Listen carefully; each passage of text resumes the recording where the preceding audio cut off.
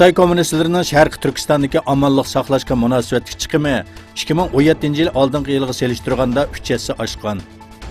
Amerikaga joylashgan James Town fondi e'lon qilgan bir dokladga asoslanganda, Xitoy 2017 yili Sharq Turkistondagi yig'ilish lagerlari va boshqa tutib turish o'rinlariga 20 milliard yuan, taxminan 2 milliard 900 million dollar pul xarjlagan. Bu oldingi bir yilga qaraganda %213% oshdi deganlik bo'ladi.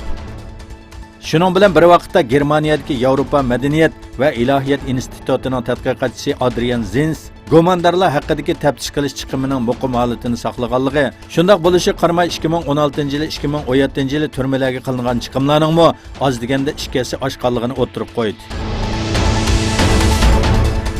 Kanada, Fransiya va Germaniya boshchiligida nurg'un g'arb davlatlari seshanba kuniki Birlashgan Davlatlar Tashkiloti yig'inida Xitoyga kishilik huquq faoliyatchilari 1 milliondan ortiq Uyg'ur va boshqa millatlarning tutib turilayotganligini ta'kidlayotgan yig'ilish lagerlarini taqash haqida chaqiriq qildi. Barliq a'zo davlatlar uchun har 5 yilda bir qatim kishilik huquq doklati e'lon qilinadigan Birlashgan Davlatlar Tashkiloti kishilik huquq kengashi bu hafta Xitoyning kishilik huquq vaziyatiga qarab chiqmoqda. Yig'inga qatnashgan Xitoy vakillari bo'lsa, az sonliq millatlarning huquqini qo'g'daydiganligini aytib o'zini oqladi.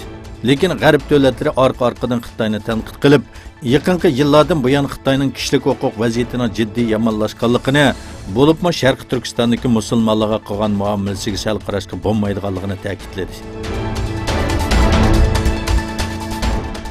Fransiya taratqullarining bexatarlik tarmoqlaridan naql qilib bergan xabarlarga qaraganda, Fransiya prezidenti Makronga suiqasd qilishni planlagan sababli 6 nafar oshqon 10 kishi tutilgan. Fransiya BFM televiziyasining xabarida aytilishicha, Makronni nishon qilgan bu qasdlash planiga doir tekshirishda 6 kishi qo'lga tushgan.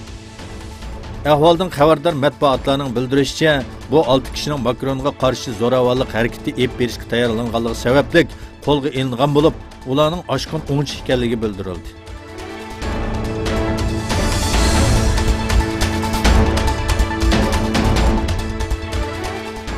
Necha 100 million musulmon yashaydigan Hindistonda Taj Mahal maqbarasida namoz o'qish cheklandi. Buningdan burun Taj Mahal maqbarasida juma namozi o'qishni ma'ni qilgan Oliy sud bu qitim boshqa namozlarni chekladi.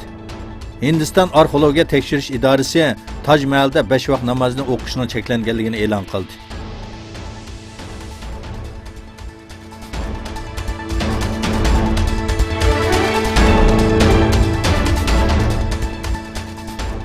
Türkiye Büyük Birlik Partiyasining raisi Mustafa Dastici, Xitoy kommunistlarining Sharq Turkistonda musulmon turk nüfusini azaytishni maqsad qilayotgan bir siyosat yurgizayotganligini ta'kidlab, Xitoyning bugun tarixidagi Gitlerdan nima farqi va mayli ustixonlarini ezib sopini yassin yoki o'zligini va kimligini yo'qotsin, biz bu yerda har ikkilisining assimilyatsiya va irqiy qirg'inchilik bo'ladiganligini aytyapmiz dedi. Indoneziya Islomiy Mudofaa fronti tashkilotining rahbari Rizq Shihab Saudiya Arabiston soqchilari tomonidan qo'lga olindi. Indoneziya Islomiy Mudofaa fronti rahbari Muhammad Rizq Shihab yaqinda o'ltiraqlashgan Saudiya Arabistonda omonlik kuchlari tomonidan tutib ketildi. Indoneziya Tashqi ishlar ministrligi Shihabning Makkada so'roqqa tortilganligini dalilladi.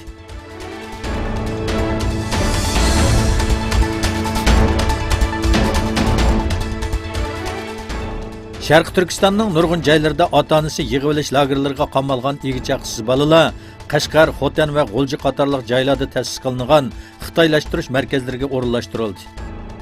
Eng yangi uchurlarga asoslanganda oilalardan majburiy bu o'rinlarga elib kelingan Uyg'ur farzandlarining rasmlari e'lon qilindi. Bolalarning kichiklari 1,5 yosh, cho'nglarining 4 yosh ekanligi ma'lum. Bu haqda bayonot e'lon qilgan Sharq Turkiston uchur markazining raisi Abdujalil Qarqash, Uyg'ur farzandlari bu o'rinlarda oila tarbiyasi, urf-odat, milliy madaniyat, til va yoziqdan mahrum qilinib, xitoylashtiriladi, yotlashtiriladi va har vaqt xo'rlanadi. O'z millatidan nafratlanadigan, turk ekanligidan nomus qiladigan va mangu o'z millatiga o'ch adovat saqlaydigan bir avlod yetishtiriladi. Xalqaro jamiyatni Xitoy kommunistlariga qarshi harakat qilishga chaqiramiz dedi.